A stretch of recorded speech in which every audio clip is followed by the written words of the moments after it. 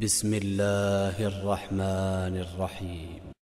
شروع اللہ کے نام سے جو بڑا مہربان نہایت رحم والا ہے۔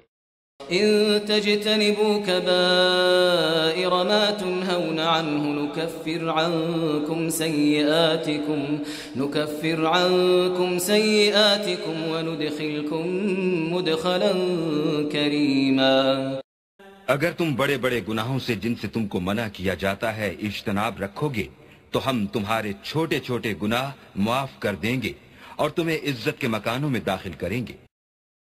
بسم اللہ الرحمن الرحیم، الحمدللہ رب العالمین، وصلی اللہ علی نبینا محمد وعلی آلہ واصحابہ اجمعین۔ ساتھیوں، کبائر یعنی کبیرہ گناہوں کا جو سلسلہ چل رہا تھا وہ آج تقریباً بالکل خاتمے پر ہے۔ اس کے بعد ایک آدھ درس اور رہ جائے گا۔ تو ان کبیرہ گناہوں سے متعلق آج کی جو مجلس ہے اس میں بھی 3 کبیرہ گناہوں کا ذکر کیا جا رہا ہے۔ ان میں سے پہلی چیز ہے زمین کے نشانات کو مٹانا۔ زمین کے نشانات کو بطور علامت کے طور پر زمین میں اگر کوئی نشان رکھا گیا ہے تو اس کو ہٹانا اور اس کو مٹانا یہ بہت بڑا گناہ ہے۔ چنانچہ حضرت علی رضی اللہ تعالیٰ عنہ کی روایت متعدد کتب حدیث میں ہے کہ اللہ کے رسول صلی اللہ علیہ وسلم نے لعنت بھیجی ہے، بلکہ آپ صلی اللہ علیہ وسلم نے ارشاد فرمایا کہ اس شخص پر لعنت ہے جو غیر اللہ کے نام پر ذبح کرتا ہے، اس شخص پر لعنت ہے جو اپنے باپ پر لعنت بھیجتا ہے، اس شخص پر لعنت ہے جو کسی بدعاتی کو شہ دے رہا ہے، اسے پناہ دے رہا ہے۔ یہ 3 بڑے جرم ہیں جن کا ذکر آپ نے بیان فرمایا شروع میں۔ پہلا، جو شخص اپنے باپ پر لعنت بھیجے، گالی دے، یہ بہت بڑا جرم ہے۔ جو شخص اللہ کے نام کے علاوہ کسی اور کے نام پر کوئی جانور ذبح کرے، جیسے شرک ہے اکبر ہے، اس پر اللہ کی لعنت ہے۔ جو شخص کسی بدعتی کو دین میں جو بدعت ایجاد کر رہا ہے اس کو شہ دے رہا ہے اور پناہ دے رہا ہے، اس کا ساتھ دے رہا ہے، ان پر اللہ کی لعنت ہے۔ چوتھی چیز جو بیان فرمائی آج جو محل شاہد ہے کہ اس شخص پر بھی لعنت ہے، من غیر منار الارض، جو زمین کے جو نشانات ہوتے ہیں اس کو مٹا دیتا ہے۔ زمین کے نشانات کیا ہیں ساتھیوں؟ یہ ایک واضح سی چیز ہے، علماء نے اس کے اندر 2 چیزوں کو رکھا ہے۔ پہلی چیز جو سب سے واضح ہے یہ ہے کہ دیکھیے، کسی کی جو زمین ہوتی ہے اس کی ایک حد بندی رہا کرتی ہے، اس کی ایک حد بندی رہا۔ بسا اوقات وہ دیوار کھینچ لیتا ہے، بسا اوقات وہ چند کھوٹیاں میخیں لکڑی کی، پتھر کی رکھ دیا کرتا ہے اس پر، تاکہ معلوم ہو کہ یہ میری زمین کی حد ہے۔ کبھی کبھی وہ میڑھیں باندھ لیا کرتا ہے کھیت وغیرہ کے اندر ہے کہ یہ میری زمین ہے۔ کبھی کبھی اس سے آگے بڑھ کر کے وہ کہیں سے کاغذ وغیرہ لکھوا لیتا ہے، جیسے آج کل گورنمنٹ کے ہاں سے معاملہ پٹواری وغیرہ سے ہے کہ نہیں، تحصیل میں جا کر کے۔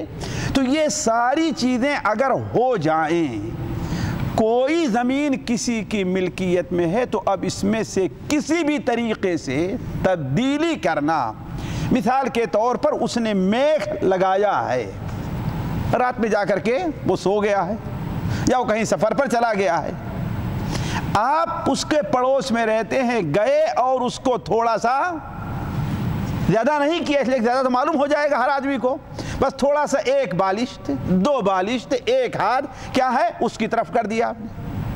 آپ اور اس کے درمیان میں ایک میڑ ہے جس پر لوگ چلتے ہیں، آپ ہل چلا رہے ہیں تو اس کو ہل کے ذریعے سے روزانہ ہر بار چلائے، تھوڑا سا تھوڑا کاٹتے گئے، اسی طریقے سے کیا ہے سال 2 سال میں جا کر کے وہ 1 ہاتھ بڑھ جایا کرتی ہے۔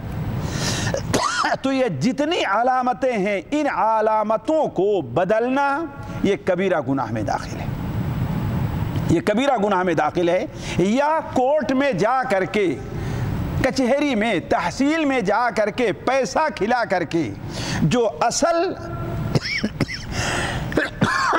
حد بندی ہے ان کاغذات کو بدل کر کے اس کے اندر تبدیلی کرا دینا۔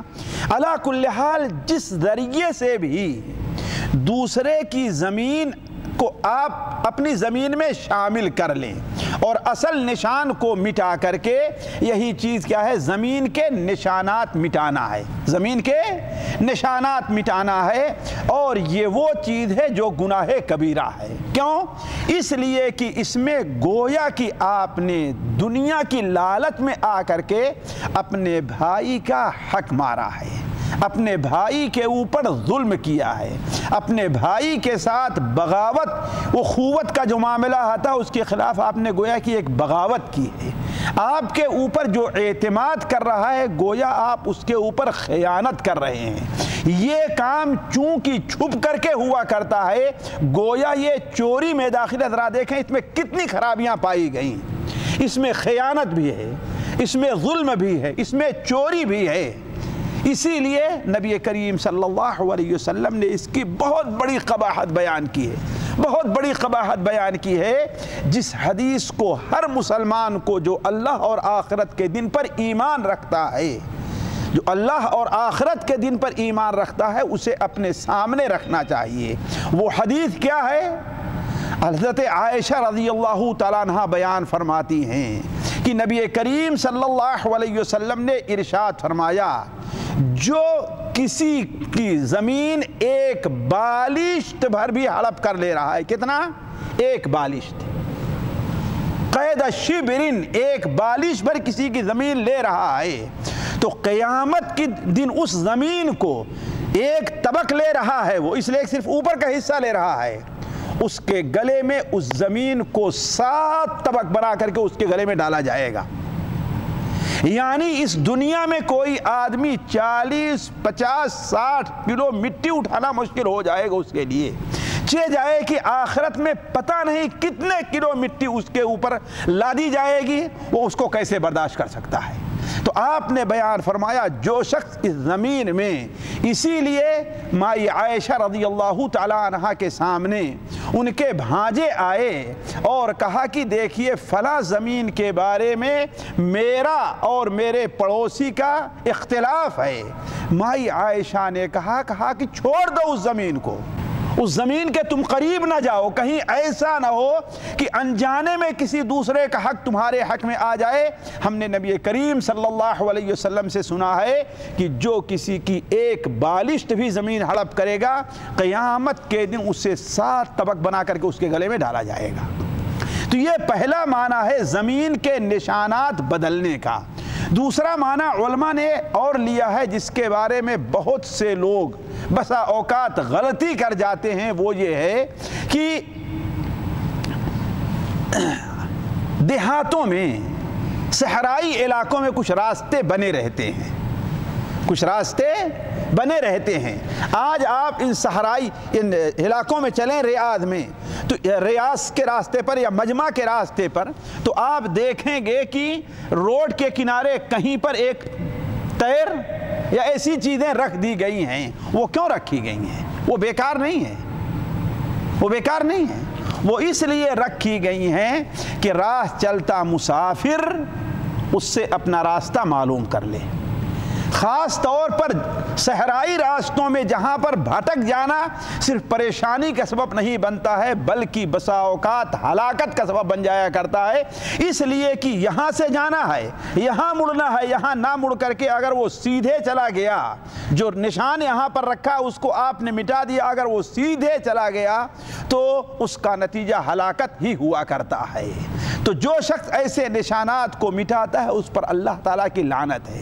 بلکہ بعض علماء نے آج کل وہ نشانات جو روڈ کے اوپر بنے ہوئے ہیں، بسا اوقات کسی شہر یا گاؤں کی طرف مڑنے کے لیے، کسی گاؤں کی صحیح مسافت کیا ہے وہ بیان کرنے کے لیے، کون سا شہر یہاں قریب آ رہا ہے اس کے لیے، اگر کوئی شخص جبکہ بسا اوقات بعض شہروں میں جو ذمہ دار ہیں یا بعض مین راستے میں جو ذمہ دار جن کی یہ ذمہ داری ہے وزارت مواصلات وغیرہ ہمارے اور آپ کے ہاں یہ چیزیں بیان کرنے میں بڑی کوتاہی سے کام لیتے ہیں، جس کی وجہ سے مسافروں کو بہت بڑا نقصان یا بہت بڑا خسارہ اٹھانا پڑتا ہے۔ بسا اوقات صحیح نشان نہیں دیا، وہ کتنا آگے نکل جاتا ہے اور آگے نکل جاتا ہے، ڈھونڈنا شروع کرتا ہے، وہ جگہ ملتی نہیں ہے۔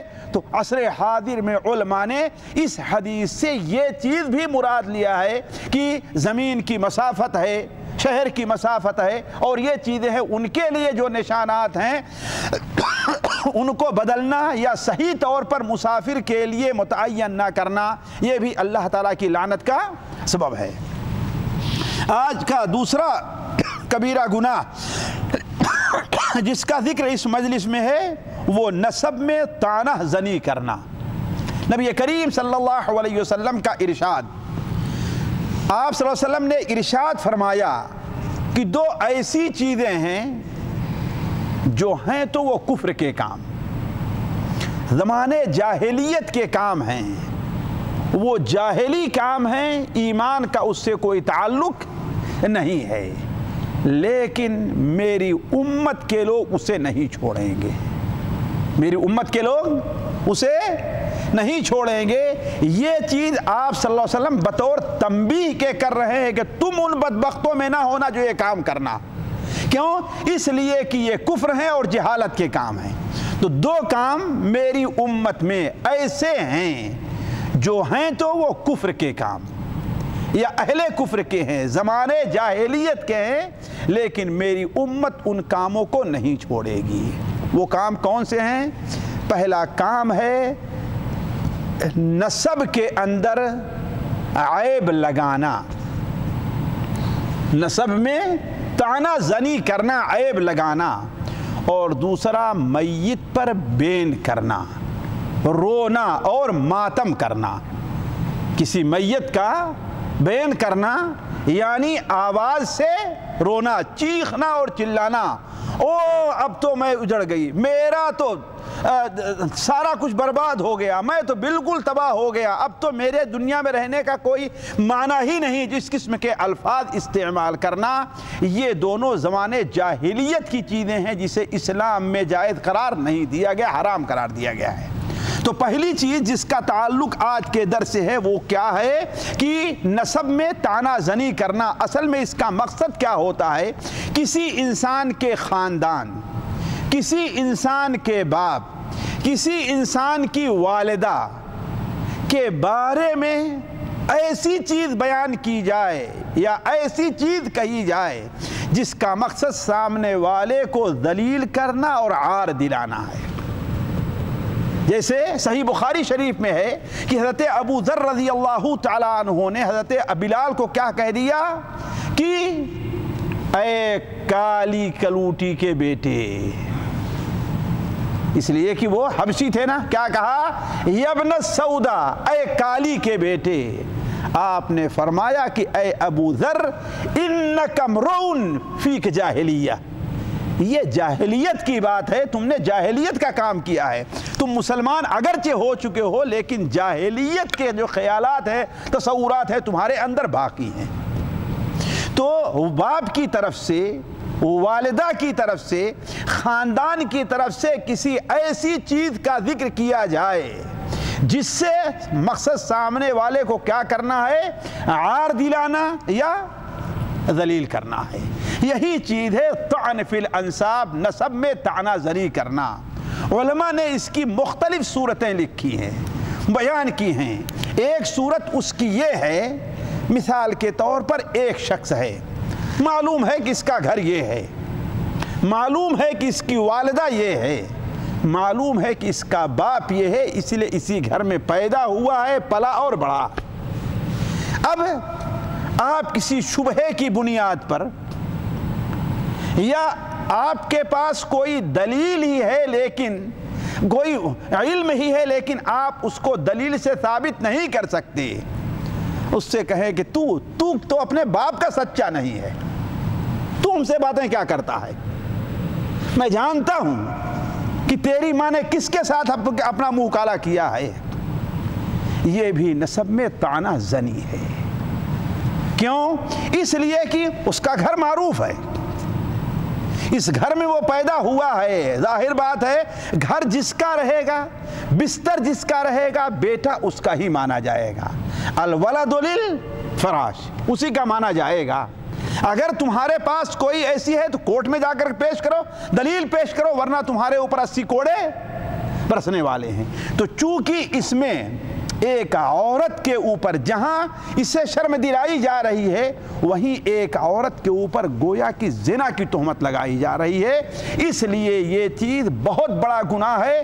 اللہ تعالیٰ فرماتا ہے الذین یرمون المحصنات المؤمنات الغافلات المؤمنات لعنوا فی الدنیا والآخرہ ان الذین یرمون المحصنات الغافلات المؤمنات، وہ لوگ جو پاک باز مومنہ غافل عورتوں پر تہمت لگاتے ہیں تو لعنوا فی الدنیا والآخرہ، ان کے اوپر دنیا میں بھی لعنت ہے اور آخرت میں بھی لعنت ہے، اور ان کے لیے بہت بڑا عذاب اللہ نے تیار کر رکھا ہے، عذاب عظیم، بہت بھاری عذاب تیار کر رکھا ہے۔ تو چونکہ اس میں ایک عورت کے اوپر زنا کی تہمت لگانا ہے، اور زنا کی تہمت یہ معمولی بات نہیں ہے۔ دوسری صورت اس کی علماء نے یہ بیان کی ہے کہ آج کل جیسے ہمارے ہاں خاندانوں میں لوگ، اللہ نے خاندانوں میں ہمیں تقسیم کیا ہے، قبیلوں میں بنایا ہے، وہ کس لیے؟ لتعارفوا، تاکہ معرفت رہے، کون کس خاندان کا ہے معلوم رہے۔ اس کے اندر بہت سے دینی اور دنیاوی فوائد ہیں، صلہ رحمی کرنا ہے، شادی بیاہ کا معاملہ ہے، سب چیز معلوم رہے۔ اگر حیوانوں کی طریقے سے کسی کا خاندان اور یہ نسب کا پتہ نہیں رہے گا تو ہو سکتا ہے آدمی اپنی بہن سے شادی کر لے، کوئی آدمی اپنی بیٹی سے شادی کر لے۔ اس لیے اللہ تعالیٰ نے وَجَعَلْنَاكُمْ شُعُوبًا وَقَبَائِلَ لِتَعَارَفُوا، ہم نے تمہیں قبیلوں میں، گروہوں میں اس لیے تقسیم کیا ہے لِتَعَارَفُوا، تاکہ تم پہچانے جاؤ، ایک دوسرے کو پہچانو۔ اس لیے نہیں ہے کہ کوئی خاندان اور کوئی قبیلہ اللہ تعالیٰ کے نزدیک مبغوض ہے، سارے کے سارے لوگوں کی اصل کیا ہے؟ حضرت آدم علیہ السلام ہے کہ نہیں ہے؟ کہ کوئی کسی اور کی اولاد ہے؟ ہر ایک اس دنیا میں جتنے انسان بستے ہیں وہ آدم اور حوا کی اولاد ہیں۔ لہذا اب کوئی کسی کو کہے کہ یہ تو جلاہا ہے، یہ تو کرمی ہے، یہ تو درزی ہے، یہ تو موچی ہے، یہ تو نائی ہے، اس قسم کی چیزیں بیان کر کے اسے عیب دلانا اور اس کو عار دلانا، اس کو ذلیل کرنا، یہ قطعاً جائز نہیں ہے۔ تمہیں کیا معلوم ہے کہ اللہ کے نزدیک وہ تم سے بہتر ہو؟ اسلام نے خاندانی تفاخر کو فخر کرنے کو قطعاً جائز نہیں قرار دیا ہے، قطعاً جائز نہیں قرار دیا ہے۔ اب آپ دیکھیں گے نبی کریم صلی اللہ علیہ وسلم کا چچا، سگا چچا ابو لہب قرآن میں ملعون قرار دیا گیا اس کو۔ کتنے اعلیٰ خاندان کا ہے، دنیا میں اتنا اعلیٰ خاندان کوئی پیدا نہیں ہوا۔ یہ جاہلیت کی، یہودیت اور ہندویت کی رسم ہے کہ اعلیٰ اور ادنا خاندان ہے۔ آج ہمارے یہاں وہی رسم فلاں سید و فلاں ان کے نام سے چل رہی ہے کہ نہیں؟ تو یہ ساری چیزیں کیا ہیں؟ جہالت ہیں۔ تو کہنے کا مطلب یہ ہے کہ اللہ تبارک و تعالیٰ نے یہ جو خاندان بیان کیے ہیں اس کا مقصد کیا ہے؟ تعارف ہے، نہ کہ تفاخر ہے، فخر کرنا ہے۔ اب اگر کوئی آدمی کسی کو اس طریقے سے عیب دلاتا ہے تو گویا وہ جاہلیت کی رسم پر چل رہا ہے۔ جیسا کہ ہم نے کہا قرآن مجید میں اللہ کے رسول کے سگے چچا ابو لہب کو ملعون قرار دیا گیا، اور ایک زر خرید غلام حضرت بلال حبشی کو اللہ تعالیٰ نے وہ مقام دیا کہ خانہ کعبہ کی چھت پر چڑھ کر کے انہوں نے اذان دیا، اور جب تک وہ نبی کریم زندہ رہے آپ کے لیے وہ اذان دیتے رہے، آپ کے لیے اذان دیتے رہے۔ نبی کریم صلی اللہ علیہ وسلم نے اپنی پھوپھی زاد بہن اپنی پھوپھی ذات بہن کی شادی حضرت زید ابن حارثہ سے کہا جو آزاد کیے ہوئے غلام تھے۔ تو علی کل حال اسلام میں اس کی گنجائش، اسے اللہ کے رسول نے بڑی سختی سے منع کیا ہے کہ اے لوگو سارے کے سارے آدم کی اولاد ہو، تم لوگ اپنے باپ دادا کو جو معاملہ اس پر فخر کرنا چھوڑ دو، اس لیے کہ وہ جاہلیت اور کفر کی موت مرے ہیں، وہ جہنم کے ایندھن بنے ہوئے ہیں۔ اگر تم نے ایسا کیا تو تمہاری وقعت اللہ تعالیٰ کے نزدیک اس کالے کیڑے کے برابر بھی نہیں ہوگی جو اپنی ناک اور اپنے نتنے سے برسات کے موسم میں گندگیاں ڈھکیلتے ہوئے لے کر کے جایا کرتا ہے، تمہاری وہ بھی حیثیت نہیں رہے گی۔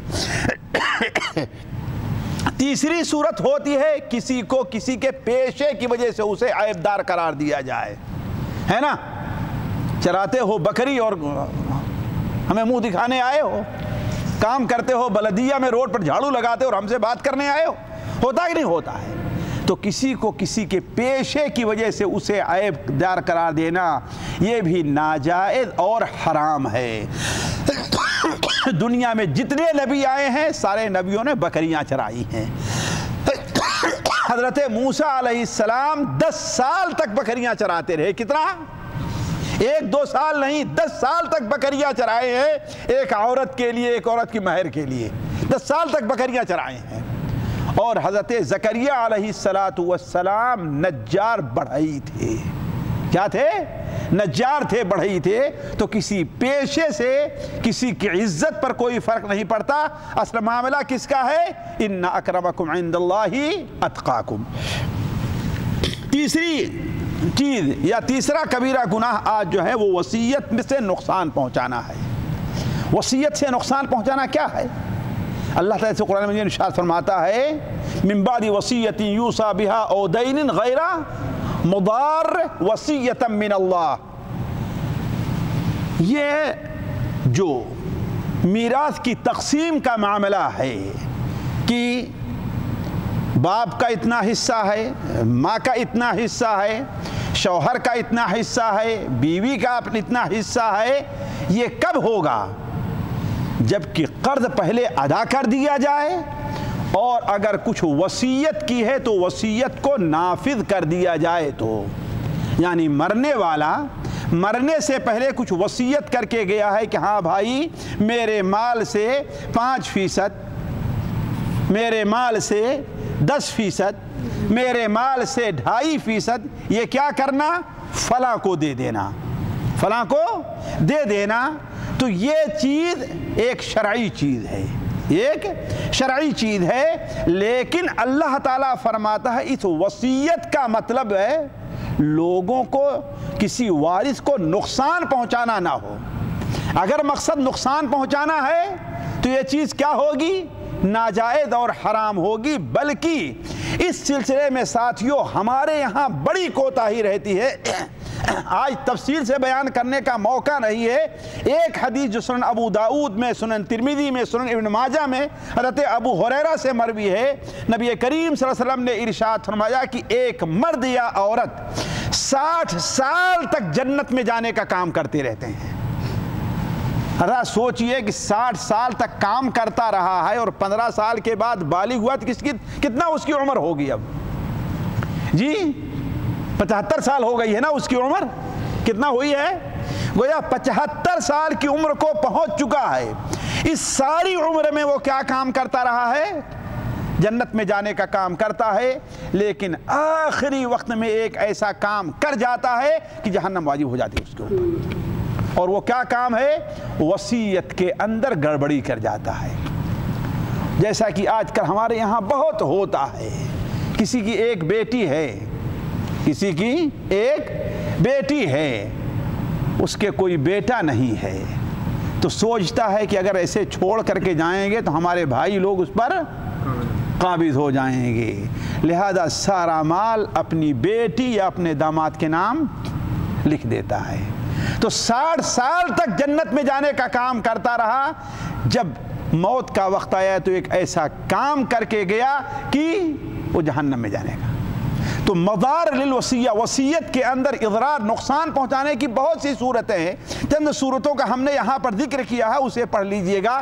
ان میں سے ایک صورت علماء کہتے ہیں یہ بھی ہے، مثال کے طور پر کوئی آدمی کسی کو فائدہ پہنچانا چاہتا ہے، اپنے کسی بیٹے کو، بظاہر کیا کہتا ہے کہ بیٹا دیکھو یہ کھیت میں بیچ رہا ہوں یا ایک گھر میں بیچ رہا ہوں، اس کو تم خرید لو، اس کو تم خرید لو لوگوں کے سامنے، اور کیا مجھے دینا تھوڑی ہے۔ اب وقت مرتے وقت کہے دیکھو بھائی یہ گھر جو ہے ہم نے فلاں کو بیچ دیا، اس سے ہم نے پیسہ لے لیا ہے۔ اسے معلوم ہے کہ لوگوں کو کہ میرے بھائی نے ابو جان سے 10,000 20,000 50,000 قرضہ لیا تھا، لیکن وفات کے وقت ابو جان اس بچے کی محبت کہتے ہیں کہ بھائی دیکھو ہم نے اس سے قرضہ واپس لے لیا ہے، ہم نے اس سے قرضہ واپس لے لیا ہے۔ علا کل حال یہ ساری وہ چیزیں ہیں جو وصیت کے اندر نقصان پہنچانا یا دھوکہ کرنے یا غلطی کرنے میں داخل ہیں، جو گناہ کبیرہ میں داخل ہے۔ اللہ تبارک و تعالی ہمیں اور آپ کو ہر قسم کے گناہ کبیرہ اور ہر قسم کی برائی سے محفوظ رکھے۔ سبحانک اللہم و بحمدک، اشہد ان لا الہ الا انت، استغفرک و اتوب الیک۔ اس درس سے آپ خود بھی مستفید ہوں اور اپنے دوستوں کے ساتھ بھی شیئر کریں۔ ممکن ہے آپ کے شیئر سے کسی کی اصلاح ہو جائے اور آپ کے لیے صدقہ جاریہ بن جائے۔ واٹس ایپ پر اسلامک میسیج حاصل کرنے کے لیے آپ درج ذیل نمبر پر رابطہ کریں۔ یعقوب عزیز 009665089597707۔ السلام علیکم ورحمۃ اللہ وبرکاتہ۔